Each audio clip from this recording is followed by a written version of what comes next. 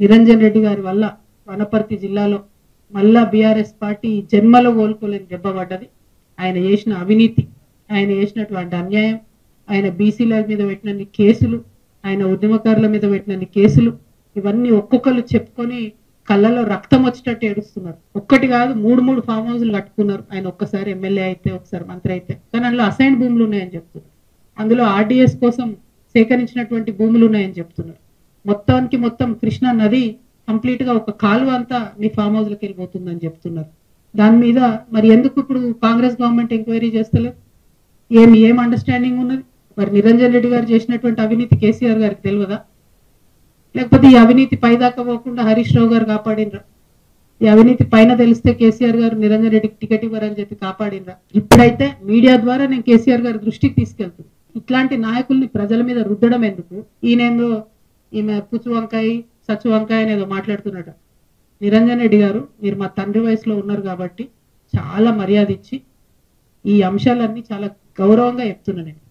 మీరు అక్కడ local MRO office కాలబెడితే కూడా చూసుకుంటూ ఉండిపోయారట. మరి అది ఒకవేళ నిజంగా కేసీఆర్ గారికి తెలిసి ఊరుకుంటే మాత్రం 100% అది తప్పు అవుతుంది, అది కరెక్ట్ కాదు. ప్రజలు మంచి తీర్పు ఇచ్చారు. ఇంకా బీభత్సమైన మెజార్టీతో కొట్టేది ఉండే మిమ్మల్ని. ఇంకొకసారి నా మీద ఎటువంటి మాట్లాడితే తండ్రి వయసుని కూడా చూడము, పిచ్చిగా మాట్లాడితే పుచ్చలేసిపోతా చెప్తున్నాను. ప్రజల సమస్యల మీద మాట్లాడుకుంటూ తిరుగుతుంటే ఎందుకంత భయం అవుతుంది మీకు?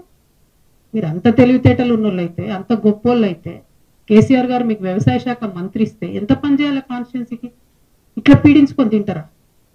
ప్రజల రక్తం తాగుతారా మీరు? దేవుడు మాన్యాలు తింటారానే ఎవరన్నా? దేవుడు గుడిని కబ్జా పెట్టుకుంటారా ఎవరైనా? భూములు పెబ్బేర్స్ అంతా మీకే కావాలి, వనపర్తి మార్కెట్ మీకే కావాలి, గద్వాళ్ళ భూములు మీకే కావాలి. అంతుండాలి కదా భూదాహానికి, ధనదాహానికి. 32 మంది బీసీ బిడ్డల మీద కేసులు పెడతారండి.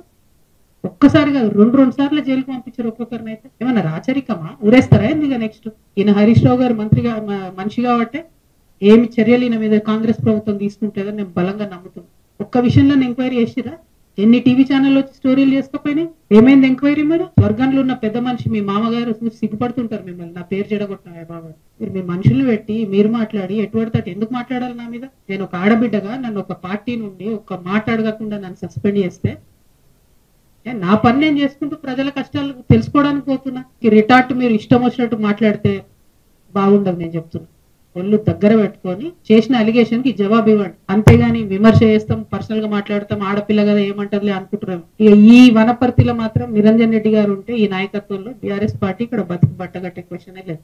ఉద్యమకారులు ఏడుస్తున్నారు, ఆ పార్టీలో ఉండలేక మింగలేక కక్కలేక చచ్చిపోతున్నారు. ఇట్లాంటి వాళ్ళని మాత్రం ప్రజల మీద రుద్దడం అన్యాయం.